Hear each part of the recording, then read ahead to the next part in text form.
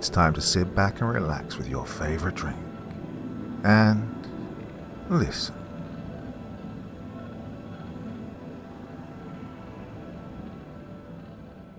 Lost in the endless. I've always found a special kind of solace in the forest. A place of peace where you can be at one with nature. I've gotten to know some forests like the back of my hand. But, well, tonight's story makes me think again about the solace you can find in the wooded areas. We walked on and on, the four of us.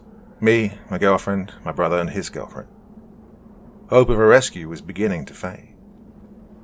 The forest around us was suffocating, pushing up against us as we walked through the thorns and brambles of the undergrowth. Barely any sky could be seen through the treetops, but what could be seen was the dark blue of pre-dawn. We'd been walking for hours, and the sun never rose. My watch said it was 4 p.m. We'd been walking now for about half the day. The others were starting to panic, and I couldn't blame them. The surrounding forest was dead quiet. No animals made any noise, and no bugs skittered underneath. The forest didn't even look the same. The trees were tall and thin, surrounded by vines of thorns, growing only 2 to 3 feet apart. I turned back to my girlfriend, Katie. She was covered with tiny scratches from the thorns, her face stained with dirt and tears. "What do we do?" she asked frightfully. I thought for a moment. We'd followed the compass north. We should have come across a road, a town, or civilization. Hell, a landmark of any kind would be nice.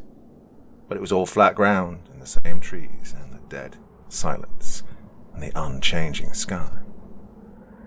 There was a smell, though. A wet, sour smell. It permeated everything.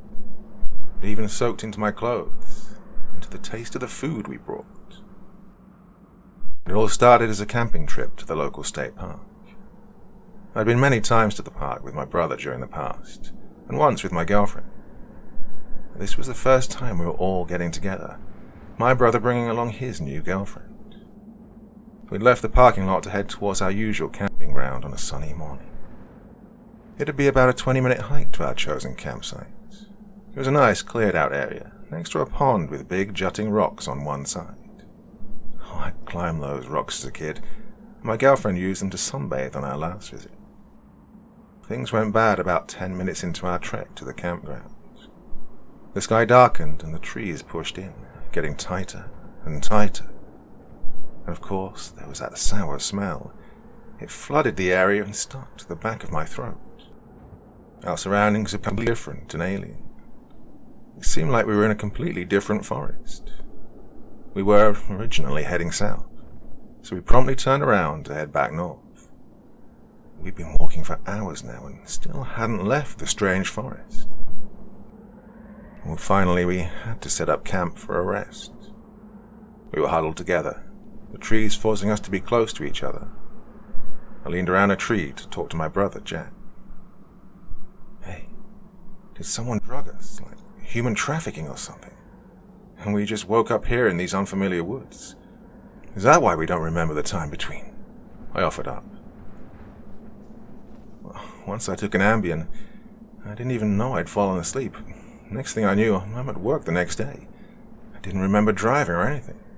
Jack's girlfriend, Sharon, agreed. With me by nodding her head. "No, this is some supernatural shit," my brother Dave interjected. "How do you not admit this even now?" he scolded me. And to my ire, my girlfriend nodded in agreement with him. Jack had always been a believer in the paranormal. He watched all those stupid ghost shows and was way into Ancient Aliens when that show was a thing. Yeah, and he swore to death we'd both seen a ghost when we were kids, at our old house. Well, I didn't remember any of it. He told me I must have blocked it out because it was too world-shattering for me. I think I didn't remember it because it never happened. Well, I wasn't a die-hard skeptic. I was vaguely religious. I believed in the afterlife, but call me a doubting Thomas. I needed physical proof before I devoted any physical action towards something. But all this was too much. Did my brother really think we were on another planet or something? It's like the Upside Down, my girlfriend Casey said. I looked at her like she was a crazy person. Well, we'd both watched Stranger Things on Netflix together. Now she was insinuating we were in the spooky world from the show. Or we're in hell, said Sharon. I looked at her with a sense of betrayal. God, how could she go from being a skeptic to full-blown tinfoil hat? Her statement held in the air between the four of us. Sharon had a vacant look. Did she believe she deserved hell? It's exactly how I imagined it, she said, looking down, her voice breaking at the end. What? Hell? I asked back immediately. No, the forest. I was a little afraid of camping in the woods at night. A couple of nights ago I had... Sharon paused, thinking of the words.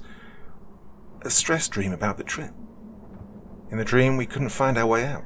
I mean, it wasn't scary, just frustrating, like dreaming you're back at work or school. Yeah, I used to have them when I was a sleep-deprived server and full-time student last year. My girlfriend chimed in. I dreamed I would be triple sat by the hostess. I couldn't find my pen, orders weren't right, customers were assholes. I'd wake up so angry. Exactly, Sharon responded. In my dream, it was this same bland, suffocating forest. She was crying. Now I'm just waiting to wake up. Well, since I'd been nominated as the de facto leader, I told the three to change the subject. We'd eat, sleep a little, and continue north. Well, the hours passed ad nauseum over the next 48 hours. We'd left lots of our food supplies in my brother's car. The plan was to make a trip back for the cooler after we'd set the camp up. So now we only had food for the next 3 days, if we'd rationed severely. We kept heading north, the only direction we had to follow. The woods remained the same, like a lazy video game developer just copied and pasted the same tree over and over again. The sky remained the same, a dark blue with no stars, no clouds. The only thing that changed was the smell. Oh, that sickly, sweet smell got worse and worse. I felt the urge to spit because the taste was heavy in my mouth, but I needed all the liquid I had to stay in my body. The first day there was a lot of arguing between all of us. It was a free-for-all of emotions. We all tried to rationalize what was happening, and nothing made sense. The second day, well, we counted days by sleep. We all tried not to fight and to get along. We had to work together to get through this. We marched forward like soldiers heading to an epic battle. But nothing changed. The supplies dwindled, and hope was flickering out. The third day, all hope was lost. I led us ever north, but they followed with heads down and eyes sullen. It's like we were prisoners on a death row march. When we called it quits on the third day, we all sat in separate corners, not talking. I turned my phone on for the last time. I've been conserving battery, but it was at 5% now, and I needed to see something other than the forest around me to keep me sane.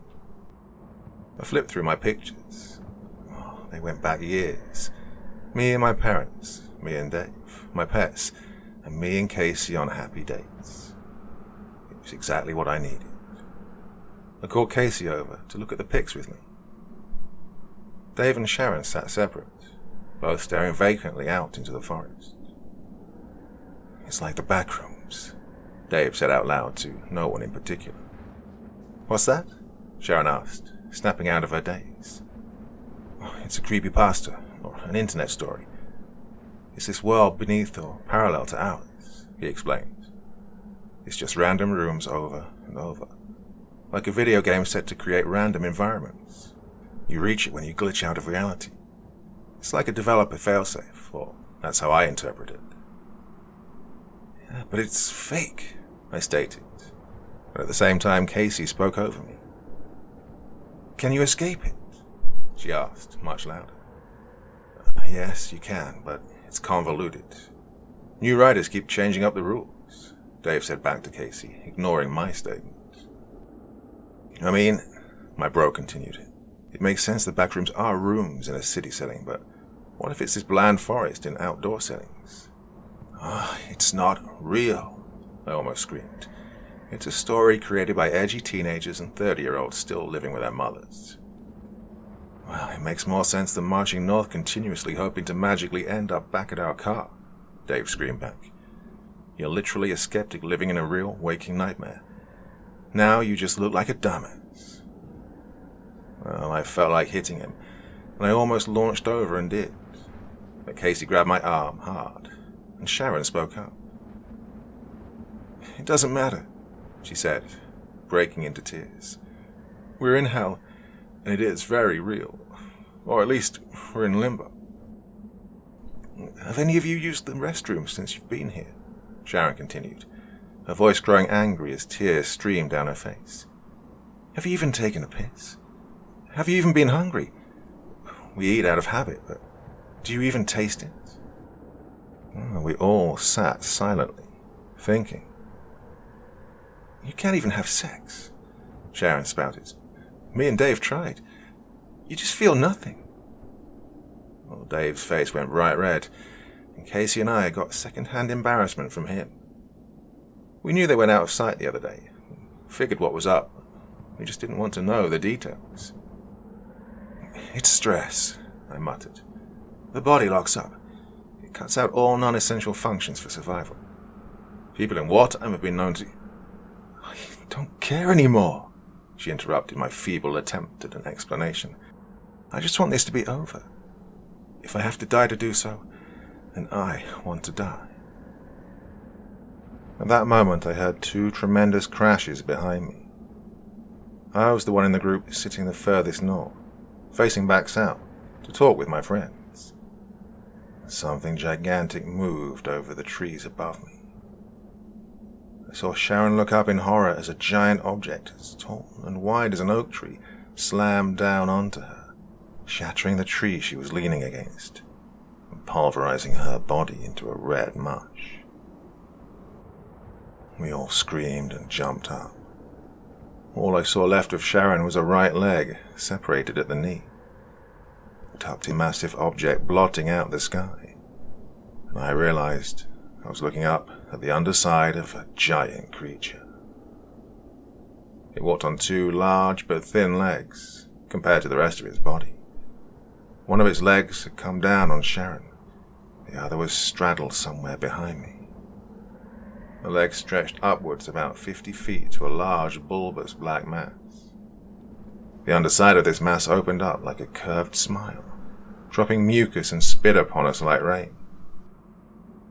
Inside this horrid mouth-like opening were white teeth, but these teeth were white, human skulls. The skulls all lined up beside each other, and they all screamed down at me. Well, to our credit, the three of us took off in the same direction. Moments after escaping the campsite, the mouth dropped down to slam into the ground where we had been. Trees splintered and exploded, the massive skull-filled mouth taking a giant bite out of the earth. As it lifted back up, dirt and mucus rained everywhere. We ran for at least 10 minutes at top speed. It was easy to keep track of each other, being the only other things making noise and moving in these drab woods. At first we could hear the massive footsteps following us, but when that sound faded, we slowed down to a walking speed, trying to catch our breaths. Did you see that thing? My brother wheezed, asking the stupidest question in history. It was a titan, like from the anime. What? I said. It was a blob with human skulls for teeth, I corrected. I saw a clown, Casey added.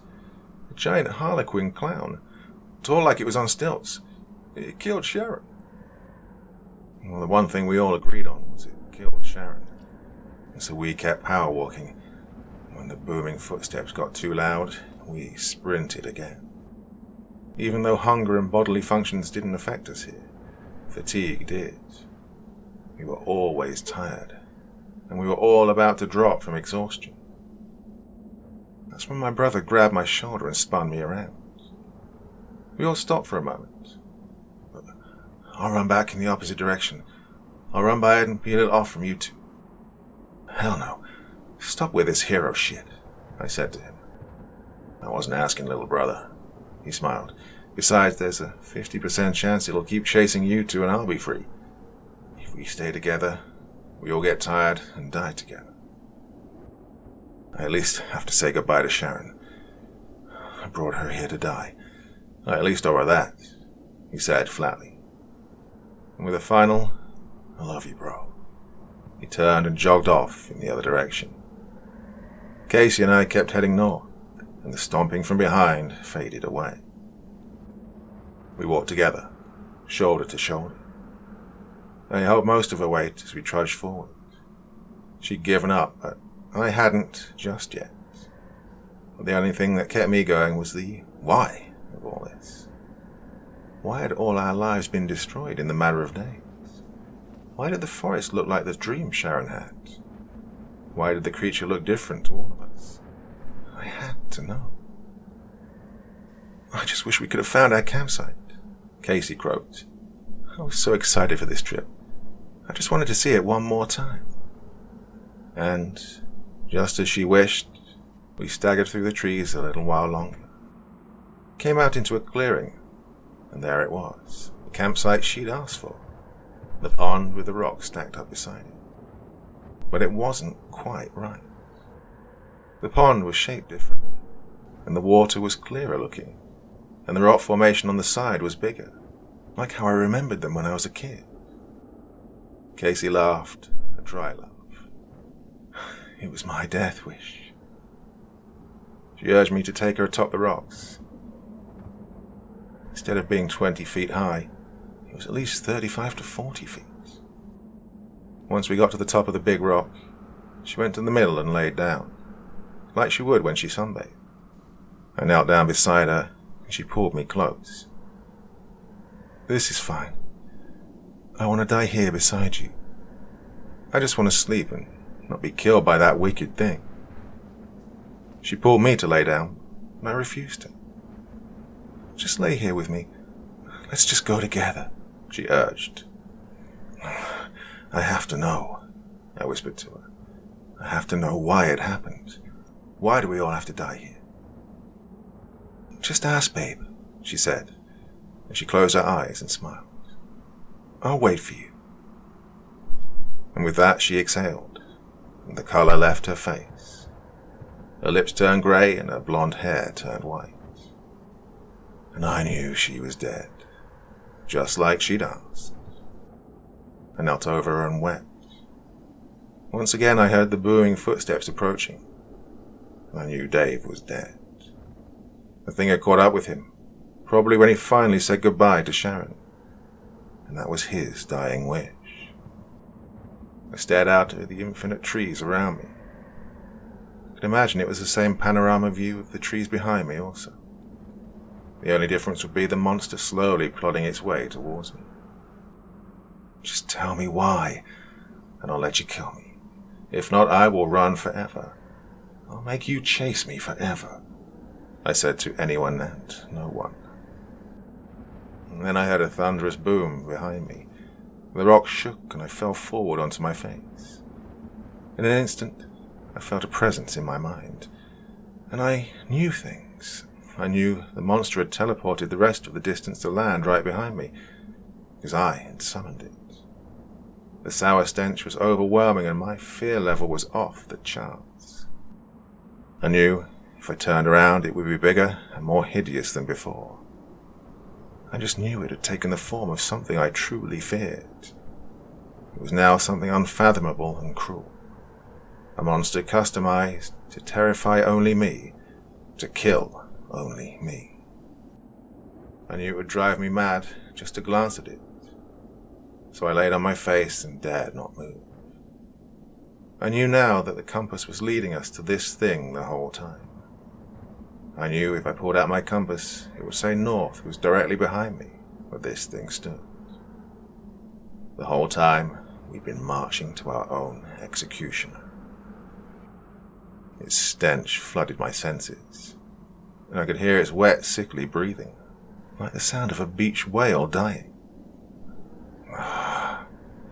Tell me, why? I screamed with madness. Why are we condemned to die here? I felt a tickling in my head, and I felt a full-blown panic attack coming on. It was trying to speak to me, and my mind was about to break because of it. I had to hold on to sanity long enough to get my answers. Why? I asked again. His voice shot like lightning through my mind. 1,000 words in 1,000 different languages, all flowing around each other to form a single idea. It felt like millions of years' worth of knowledge had been dumped into my brain. Things no one should know. But in this madness, I got my explanation. I began clawing at my face and screaming. It told me I was dying for no reason. It told me there are places on Earth where the veil between realities is thinner. They used to be used by ancient gods from eternity past, from before the Big Bang, from beyond time. They'd eventually built safeguards around these portals to keep entities from invading other realms. Well, we could have walked into an alternate dimension exactly like our own and never even realized. But now the portals were booby-trapped. If anyone now tried to travel between realms, it would spit them out in a side dimension, a bleak non-world sealed away from reality. The world would form to whoever had been trapped there, and whoever was trapped would eventually be killed by this creature, this warden between realities. It showed me that this plane of existence had been darkness before we showed up. As we entered, it had been created. As soon as we'd entered, we'd been condemned to die. Condemned for breaking a law we didn't know, made by beings that didn't care. I was dying in a pool of my own blood, my eyes missing, and my throat torn out by my own hand. I asked one last thing in my mind before I died. Will we be stuck here after death? The answer was no. We would pass on from this realm upon our death. I died in agony, with only this to comfort me. You see, I was a skeptic, but I did believe in the afterlife. At least I would escape this place in death, and maybe Casey was waiting for me.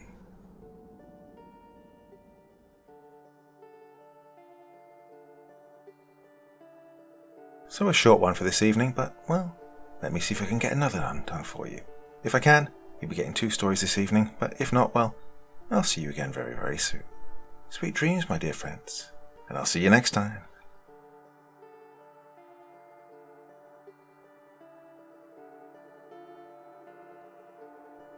Thank you so much for taking the time to listen to this story today. Really means a lot to me and to the author of the story, of course. Well, if you want to know more about me, I'm pretty much everywhere on social media. You can find me on Facebook, Twitter, Instagram. You can download my music on SoundCloud. I've got a Patreon if you feel like. Throw me $1 or 2. Very much appreciated. And of course, on Reddit, I have a place where you can leave stories if you want me to read one that you've written. Well, hoping to see you all again very soon. Till then, sweet dreams, and bye-bye.